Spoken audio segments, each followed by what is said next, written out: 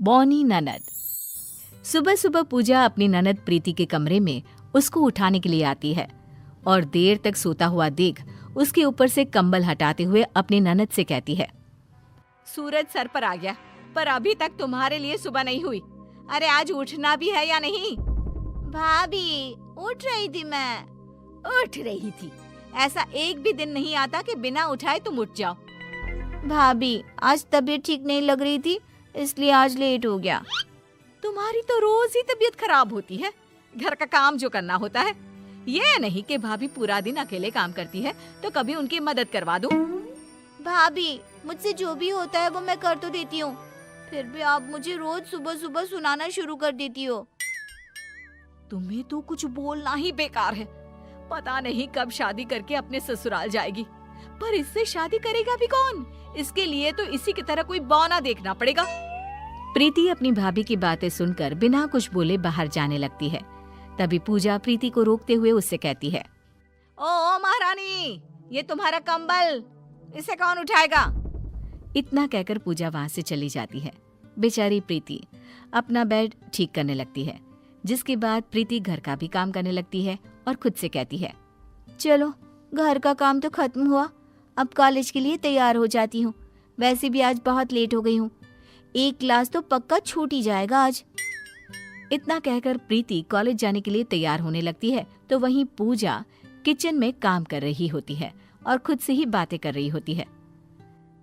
पता नहीं क्या करूं, प्रीति के लिए कोई ढंग का लड़का भी नहीं मिल रहा। जो भी मिलता है उसको उसकी हाइट की वजह से रिजेक्ट कर देता है। ऊपर से वरुण है जो मेरी एक नहीं सुनते। पता नहीं इसका घर कब बसेगा। इतने में पूजा का फोन बजता है, जिसे देख पूजा अपनी चाय लेकर हॉल में जाकर बैठ जाती है और फोन पर बातें करने लगती है। प्रीति कॉलेज जाने के लिए बाहर आती है और अपनी भाभी से कहती है, भाभी मैं लेट हो रही हूँ, मैंने सारा काम कर दिया है, मैं कॉलेज जा रही हूँ। ठीक है, और सुनो टाइम से घर आ जाना, सारे कपड़े पड़े हुए हैं धोने के लिए।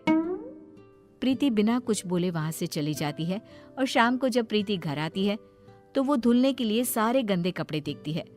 प्रीति जाकर उन कपड़ों को धो देती है। कुछ देर बाद पूजा तैयार होकर बाहर निकलती है। तब प्रीति अपनी भाभी से पूछती है, भाभी आप इतनी रात को कहाँ जा रही हो? तुझसे मतलब?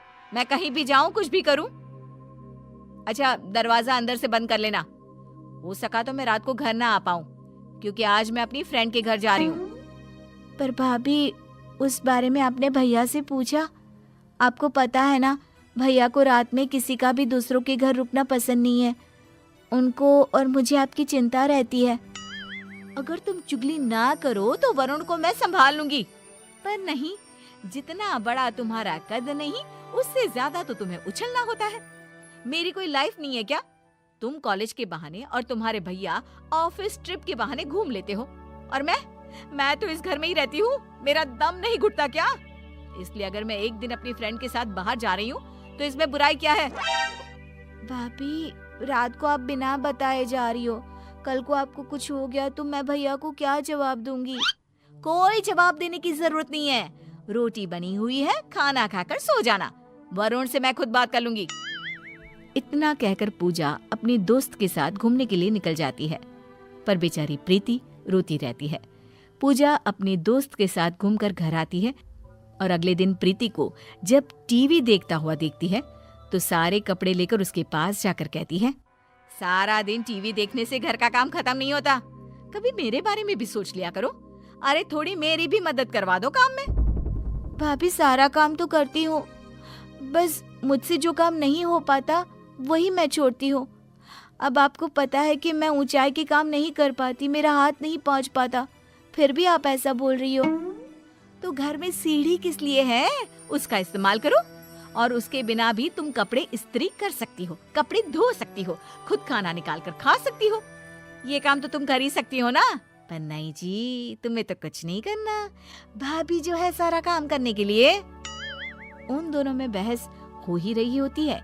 तभी प्रीति के फोन पर उसके भैया का फोन आता है और पूजा प्रीति से पूछती है, किसका फोन है? अब भैया का फोन है। वरुण को कल के बारे में कुछ मत बताना। फोन उठाते हुए प्रीति कहती है, हेलो, हाँ भैया ठीक हूँ मैं, आप बताओ। भाभी कहाँ है तेरी? यहीं बैठी है, दे रही हूँ। लो भाभी फोन। हेलो, कब आओगे वरुण आप? आपको गए कितना टाइम हो गया, जल्दी आ जाओ ना बस। हाँ मैं आ ही रहा हूँ, 2-3 में आ जाऊंगा। अच्छा प्रीति ठीक है ना? तुम दोनों की अब लड़ाई तो नहीं होती ना पहले की तरह? नहीं जी, सब ठीक है, बस आप आ जाइए। इतना कहकर वो फोन रख देती है। ऐसे ही कुछ दिन और बीत जाते हैं। एक दिन प्रीति अपनी भाभी से कहती है, भाभी मैं आज बहुत लेट हो रही हूँ, मैं कॉलेज से आकर काम में आपकी मदद करवा दूंगी। प्रीति ये सब बोल रही होती है, पर फिर भी पूजा उसकी किसी भी बात का जवाब नहीं देती और प्रीति अपनी भाभी के कमरे में जाती है, जहाँ वो पूजा को सोते हुए देखती है। ये देखकर पूजा को उठाने के लिए उसका हाथ पकड़कर हिलाती है, तो वो देखती है कि पूजा का हाथ बहुत गर्म है। ये देखकर प्रीति खुद से कहती है, अरे भाभी को तो बहुत ही ज्यादा बुखार है। एक काम करती हूँ, मैं आज कॉलेज से छुट्टी ले लेती हूँ और भाभी की देखभाल करती हूँ। अभी तो दवाई लाकर दे दूँ। दवाई खाने के बाद जैसे ही भाभी को आराम मिलेगा, मैं इन्हें डॉक्टर के पास ले जाऊंगी। इतना कहकर प्रीति अपनी भाभी का ख्याल रखने लगती है। भाभी उठो, दवाई ले लो। तुम कॉलेज नहीं गई आज? नहीं, आज मैं घर पर रहकर सारा काम कर लूंगी। आज ना आप आराम करो बस। पर तुम काम कैसे करोगी? तुम्हारा हाथ नहीं पहुंच पाता और आज किचन की सफाई भी करनी थी। भाभी मैं सब कर लूंगी, आप बस आराम करो। प्रीति अपनी भाभी को दवाई खिलाती है और आराम करने को बोलती है। तब पूजा कहती है, प्रीति मेरे सर में बहुत तेज दर्द हो रहा है। लाओ भाभी मैं दबा देती हूँ।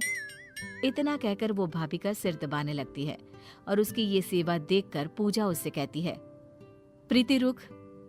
क्या हो गया भाभी? तुम मेरे बारे में कितना सोचती हो, फिर भी मैं तुमसे लड़ती रहती हूँ। तुम्हें तुम्हारी छोटी हाइट के लिए सुनाती रहती हूँ। मुझे माफ कर देना प्रीति। कोई बात नहीं भाभी, वैसे भी आपका हक है मुझे डांटने का, क्योंकि मुझे पता है आप नारियल की तरह ऊपर से कठोर और अंदर से नरम दिल के हो। आप मुझसे माफी मत मांगो। आप जितना मुझसे लड़ती हो उससे कहीं ज्यादा तो मेरे बारे में सोचती भी हो। इतने में वरुण भी आ जाता है और उन दोनों का प्यार देखकर खुश हो जाता है, जिसके बाद वो तीनों खुशी से रहने लगते हैं। कहते हैं ना, जहाँ 4 बर्तन होते हैं वहाँ सनसनाहट तो होती ही रहती है।